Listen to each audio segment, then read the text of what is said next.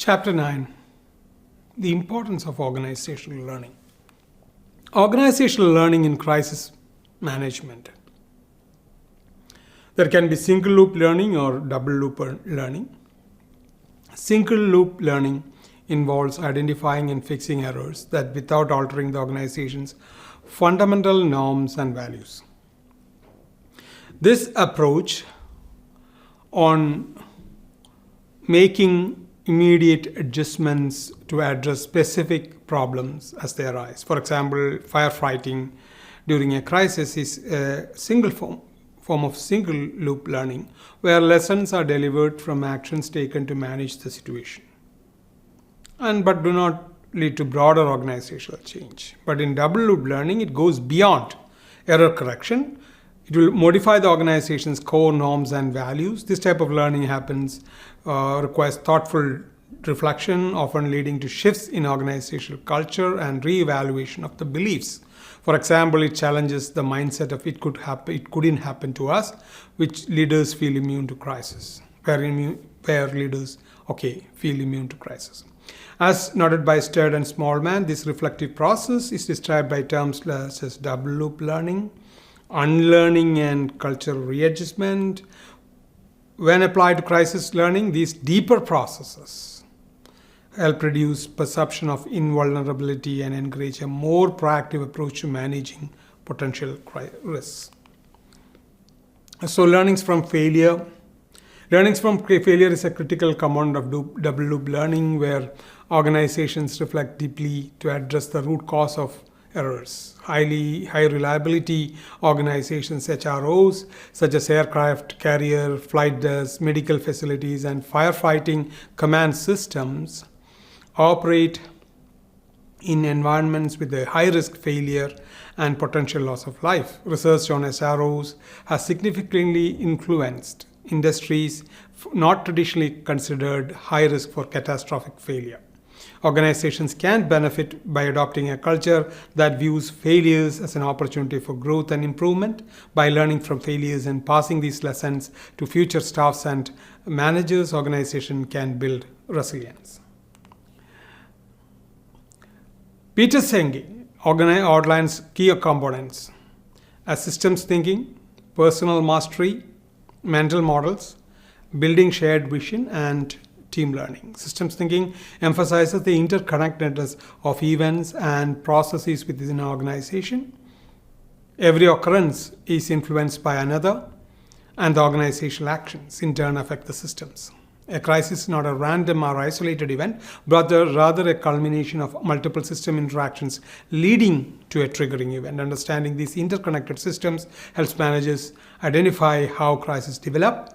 By viewing the organization as a part of broader network of events, managers can better anticipate and respond to potential crises.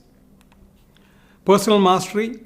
Peter Senge again describes personal mastery as a skill that can be cultivated over time and an essential competency for organizations. As at its core, personal mastery involves the ability to view relatively objectively. Without this skill, the meaningful learning cannot occur.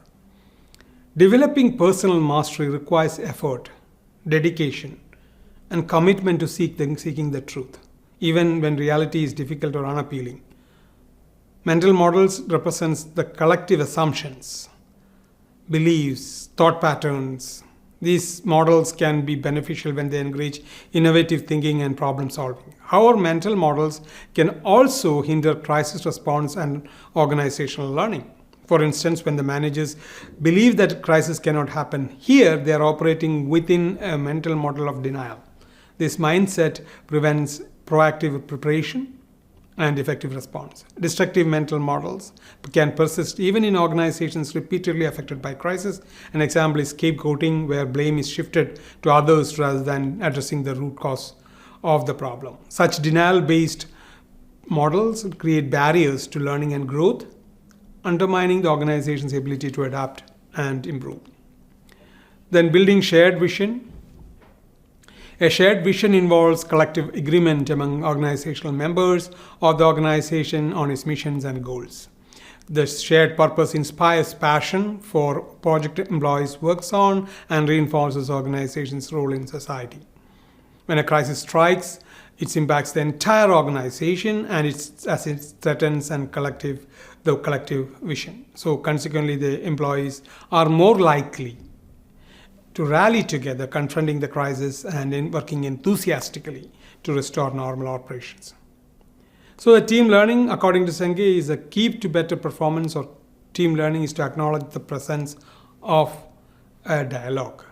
So, dialogue is a key to team learning and improved performance. Dialogue goes beyond simple discussions by fostering the generation of new ideas and collective problem solving.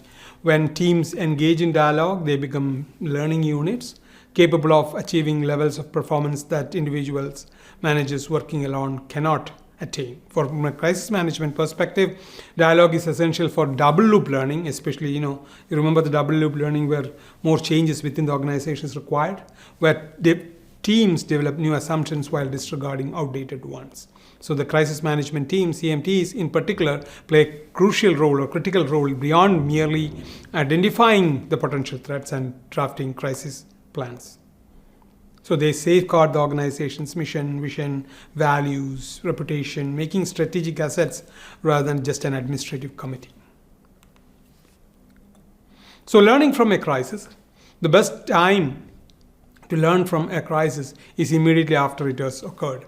Delaying the process can cause the urgency for learning to diminish, reducing the likelihood of valuable insights being captured. Feedback is essential for organizational learning as it provides a foundation for improving future crisis management efforts. After a major crisis, managers should review their crisis management plans in the light of feedback received during the event. Landscape survey. The landscape survey phase of organizational learning focuses primarily on crisis threats that existed. The following discussions look at questions related to internal and external landscapes, where the warning signals missed prior to the crisis occurring. Are there new vulnerabilities in our organization that we need to consider? Are there new methods of detection that we can use to detect an impending crisis? An analysis of the internal landscape may also reveal that new methods of this detection should be used to sense a crisis. Are there any new threats in the external environment that can lead to potential crisis? The external landscape survey can also signal emerging vulnerabilities. So strategic planning, it is always, the questions include, do we need to change the composition of our crisis management team? Are there any aspects of crisis management plan that need to be changed? Is there any redundancy in the day-to-day operations of the company? So the practice of redundancy in an organization's processes helps ensures that everyone understands their jobs and that there are backup systems for the computers, files, and mechanical services. Can organization take advantage of the new type of crisis training? Crisis management training may also need revising. So are there any additional resources in our industry or government that needs help in our crisis management planning? So the external landscape can offer additional training opportunities that can fit the specific needs of the organization. Crisis management, again, where the resources deployed efficiently during the crisis. Additional human and material resources may be needed to enhance the organization's capacity. Did the organization's department work together effectively? Success in managing crisis often the function of degree of cooperation and interdependence that exists among various departments. Were they operating efficiently together? A check on that will help a lot. Are any improvements needed in the crisis management functions? Effective communication and cooperation across departments is important. If there is any cancellation, is that weakness in the consistent crisis management process are exposed and that can be corrected. So only when you do that, you can understand. Learning will be somewhat easier as participants try not to repeat their mistakes. Are their crisis records sufficient? Most organizations use technology to supplement their traditional paper-based processes. So word processing, emails, and other applications are used to facilitate electronic management of incidents and crises. How can we better partner with industry and government agencies in managing a crisis? The external environment can offer learning opportunities through better partnership with industry and government agencies. At the community level, business can partner with local emergency service providers. Training opportunities often exist through these with these providers conduct simulation drills at their business location. Then comes organizational learning as such. Are we making good use of post-crisis debriefing meetings? Are we building systems that provide feedback? Within the internal landscape, there is another mechanism that should be utilized, providing adequate feedback to the rest of the organization. Without feedback, learning cannot occur. Then the knowledge management as such is a process an organization uses to manage what has learned. Knowledge must be rooted, stored, retrieved when necessary. Generally, there are two types of knowledge, explicit and implicit or tacit. Explicit knowledge can be codified easily, physically stored in databases, whereas tacit comprised of experiences and mental models. So this type of knowledge is manifested in forms of specific experiences, individual expertise, intuition, and so on. What can we learn from the best practices of those outside of our organization who have encountered this similar type of crisis? So managers can learn from the crisis. It should not have to occur to yourself. You can learn from some others' mistakes too. Managers can learn from crisis events by observing the failures and crises of other organizations. The external landscape can yield numerous resources that can be useful to crisis managers, and books and articles on crisis management comprise of one such resource.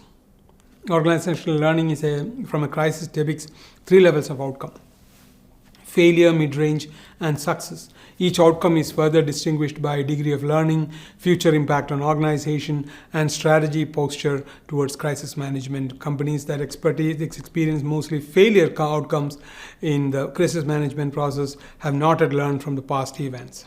So such organizations are reactive in nature, therefore they are unable to learn because they are always in a state of surprise or perhaps nonchalance. Some companies will experience limited degree of success in crisis management practices and thus show some capacity for learning. A degree of learning is possible, but its applications will be sporadic. Therefore, certain areas in organization will change for better, while others might remain the same.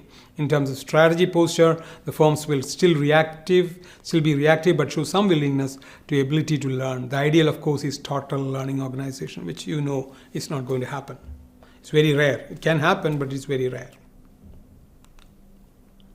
Barriers to organizational learning. Barriers include operational challenges, over-reliance on program decisions. Program decisions based on predetermined rules and logic are effective for routine and repetitive tasks such as inventory reordering or certain crisis management protocols. These decisions are systematic and ensure efficiency in predictable scenarios. However, excessive reliance on program decisions can hinder adaptability. As Lester and Parnell note that the organizations that depend heavily on program decisions often become resistant to change. This reliance fosters complacency among management, discouraging the exploration of innovative approaches. Again, barriers to organizational learning. Information asymmetry. Information asymmetry arises when the relevant information is not equally available to all stakeholders. For instance, manufacturers may have the critical knowledge about a product that is not shared with the customers, creating a gap in their understanding.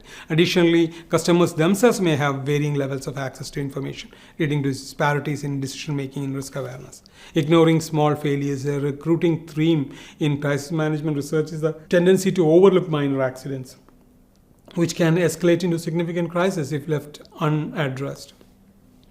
So these small issues can be often serve as early warning signals or of larger problems or what you call incubation stage, where crisis growth goes unnoticed. And this phenomenon sometimes is referred to as smoldering crisis, where a series of ignored minor events eventually lead to a bigger disaster or a major disaster.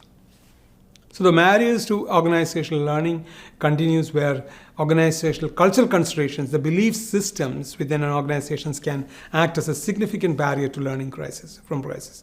Factors such as the history of successes, scapegoating, adherence to status quo, and discomfort of addressing failures can deter the learning process. Success is a barrier to learning. Ironically, a strong track record of success can lead to organizational complacency and hinder learning.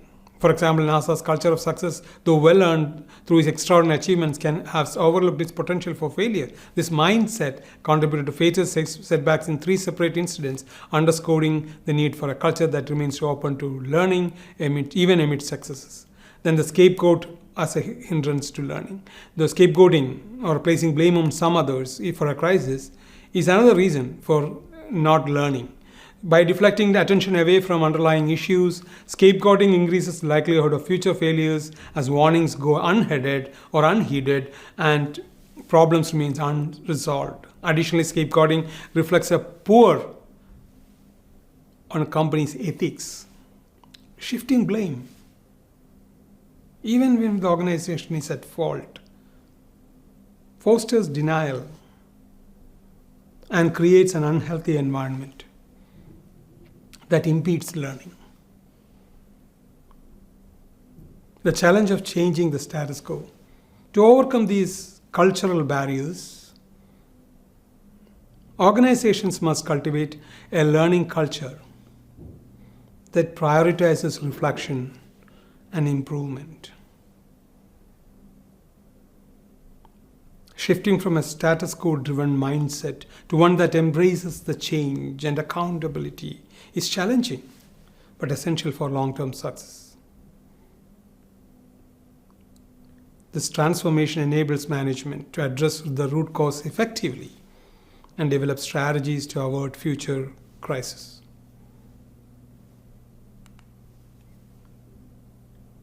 And the status quo seeking culture itself is a big barrier to organizational training.